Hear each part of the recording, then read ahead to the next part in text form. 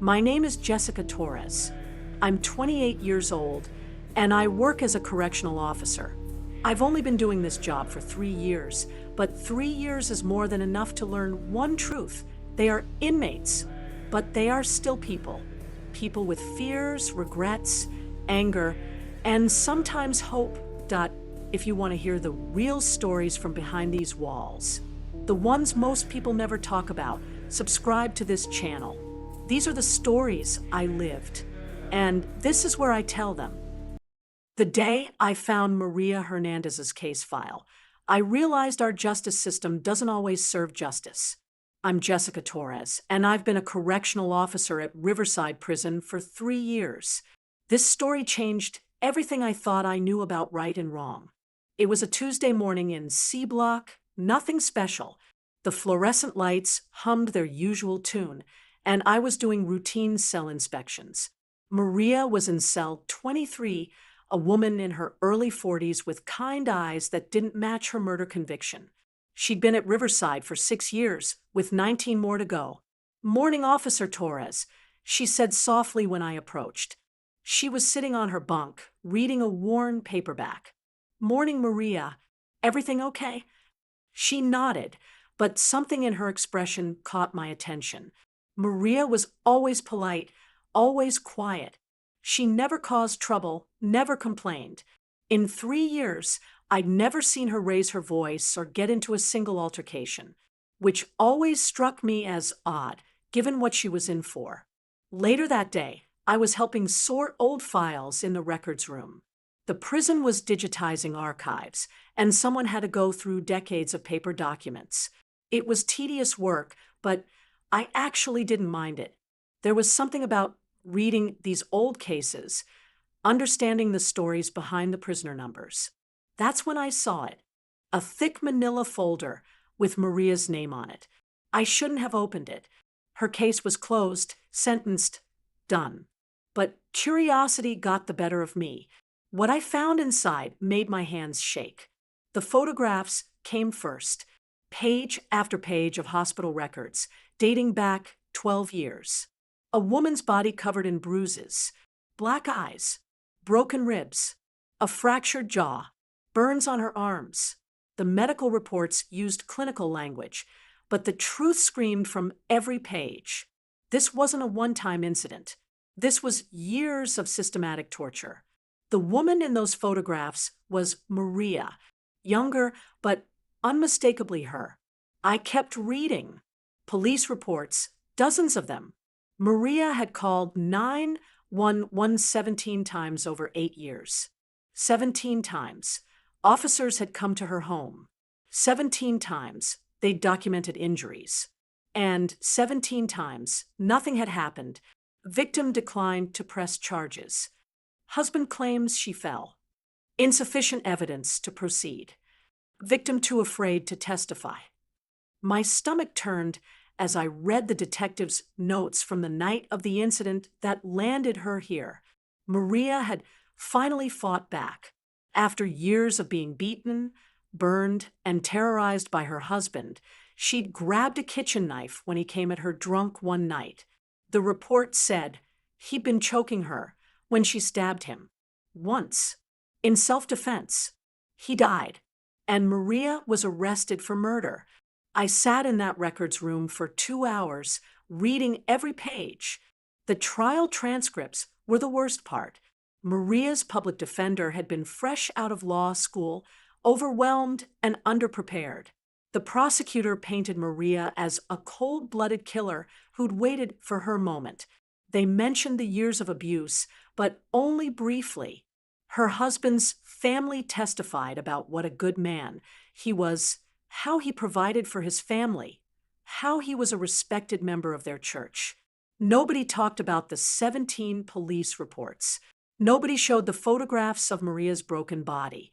Nobody mentioned that she'd lost a baby because of a beating so severe she'd miscarried at 5 months. The jury deliberated for 3 hours. 25 years for second-degree murder. I closed the folder and sat in the silence. My hands were still shaking. I thought about Maria in cell 23, reading her paperback never complaining, serving time for the crime of surviving. The next morning, I couldn't look at her the same way. When I did my rounds, I stopped at her cell longer than usual. "Can I ask you something?" I said quietly.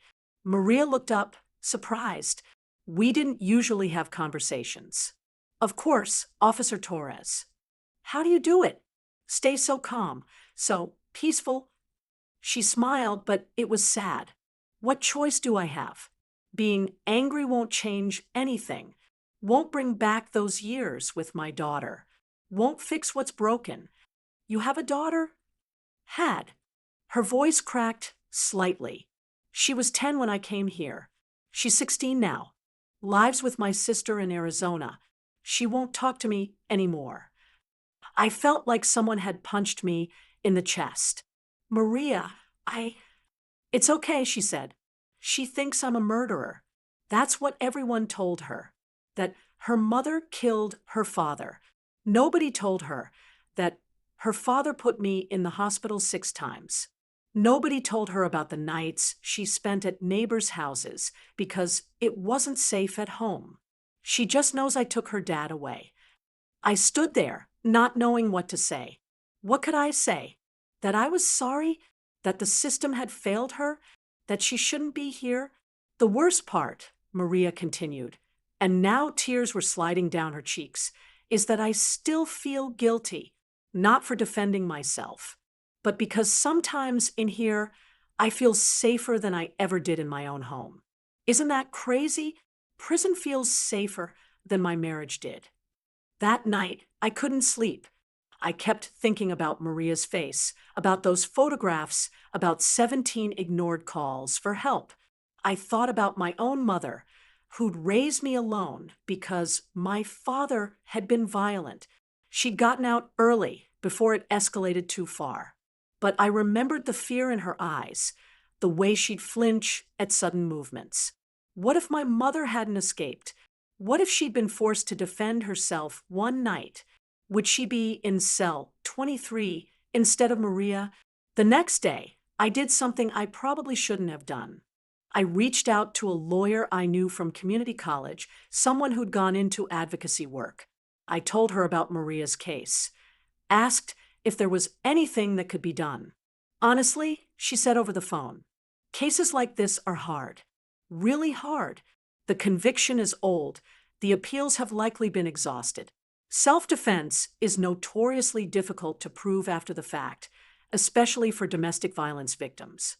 "But she called the police 17 times. I said, "There's documentation of years of abuse."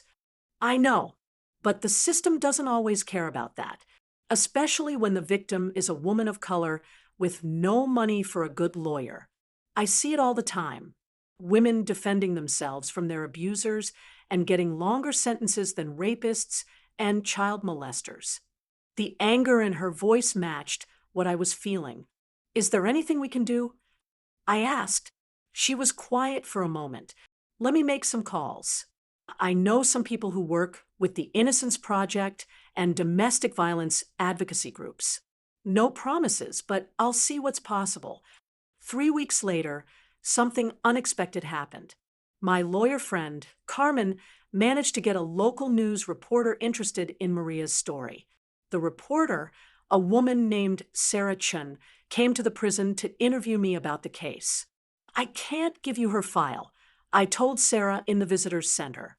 "That would get me fired and probably arrested. But I can tell you what I know, and you can request the public records yourself." Sarah was sharp and professional. She took notes while I spoke, her expression growing darker with every detail. "This happens more often than people think," she said when I finished. "The justice system treats self-defense very differently depending on who you are. Wealthy white woman shoots her abuser. She gets sympathy, therapy, maybe probation. Poor woman of color does the same thing. 25 years. The segment aired 2 weeks later. I watched it in my apartment, my heart pounding. Sarah had done her homework. She tracked down the police reports, found Maria's medical records. interviewed experts on domestic violence and self-defense law. The 17 ignored calls for help became the centerpiece of the story. The response was immediate and overwhelming. Social media exploded. Advocacy groups started calling for Maria's release. Lawyers specializing in wrongful conviction cases reached out offering pro bono representation. A petition gathered 50,000 signatures in 3 days. But inside C Block, things got complicated. My supervisor called me into his office. Captain Morrison was a big man with a permanent scowl, someone who'd been in corrections for 30 years and didn't like waves being made. "You talked to that reporter," he said. "It wasn't a question. I didn't break any rules." I replied, keeping my voice steady. "I didn't share confidential information. Everything she reported came from public records. You stirred up a hornet's nest. Torres.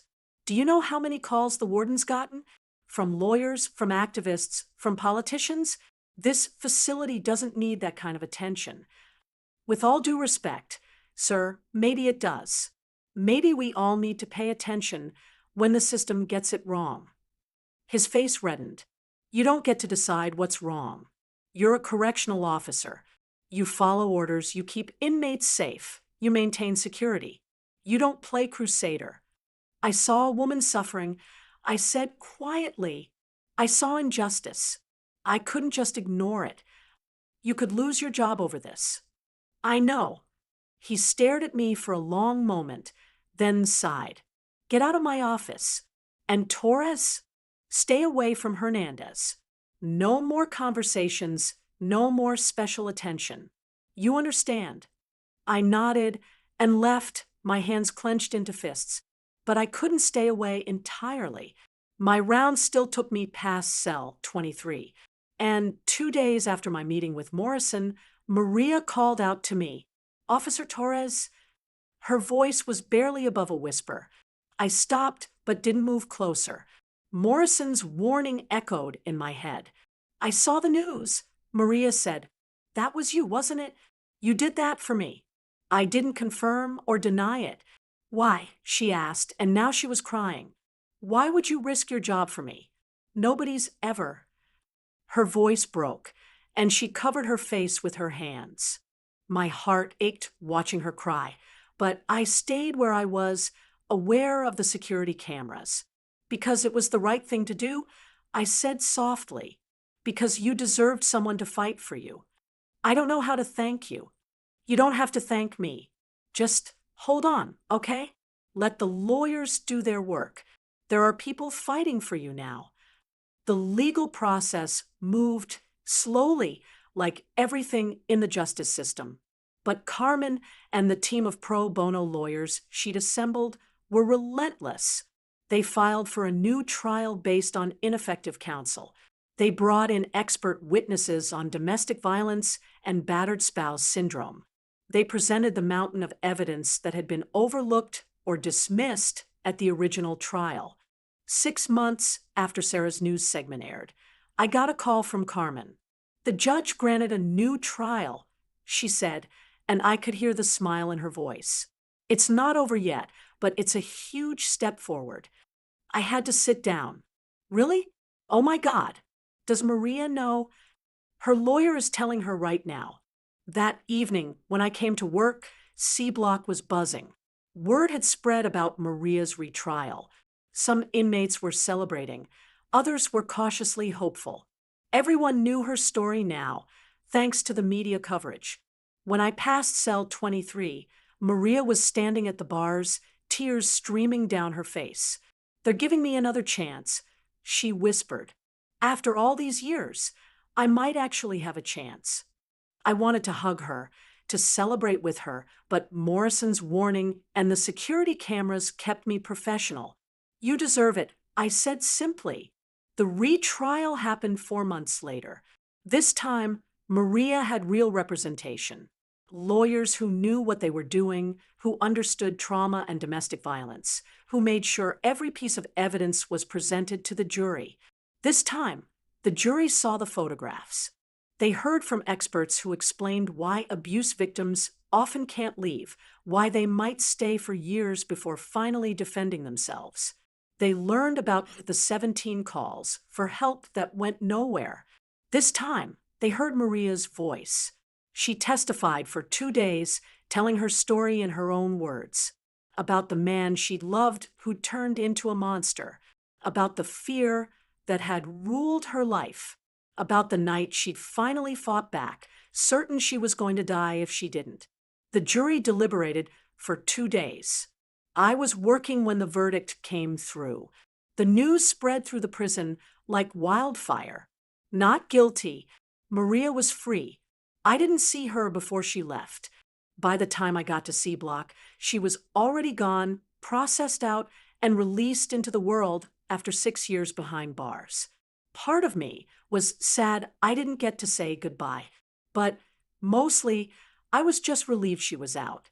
3 weeks later, I got a letter. It was from Maria, postmarked from Arizona. Dear Officer Torres, it began. I don't have the words to properly thank you for what you did. You saw me when everyone else looked away. You fought for me when I'd given up fighting for myself. I'm living with my sister now, working on rebuilding my relationship with my daughter. It's hard. She's 16 and angry and confused. But we're talking, which is more than I could have hoped for. I'm free. I'm safe. And I have you to thank for that. You changed my life. You reminded me that there are still good people in this world, people who care about justice even when it's inconvenient or risky. I'll never forget what you did.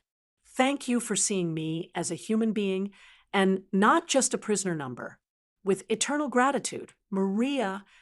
I read that letter 3 times, tears blurring the words.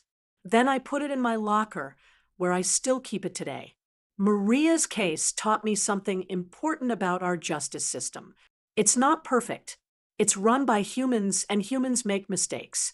Sometimes those mistakes steal years from innocent people.